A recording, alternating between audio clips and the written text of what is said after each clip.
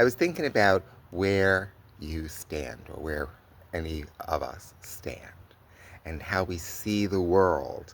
Our perspective of the world is very much related to where we're standing. I mean, in a very physical sense, where I'm standing here now and I look to the western horizon, I see the hills, I see the sky and everything from a particular perspective, from a particular point of view, because of my physical location.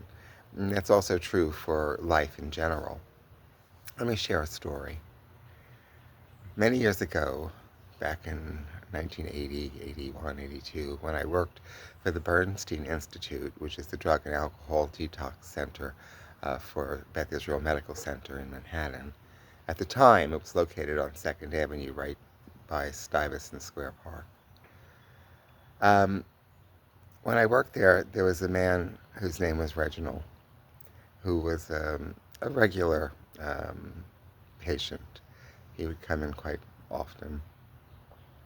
Reginald was a man in his mid-50s with a certain level of intellectual disability. He was very sweet and very kind.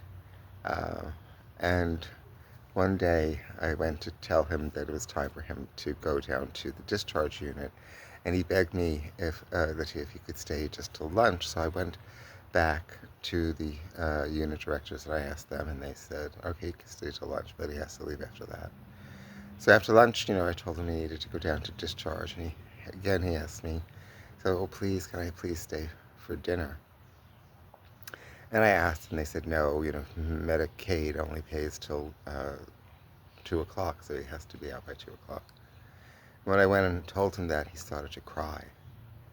And I just couldn't understand why he wanted to stay there. I mean, I thought the place was horrible. It was a very old building. It was filled with mice. The ceilings were black. It was the mattresses were 4 inches of foam.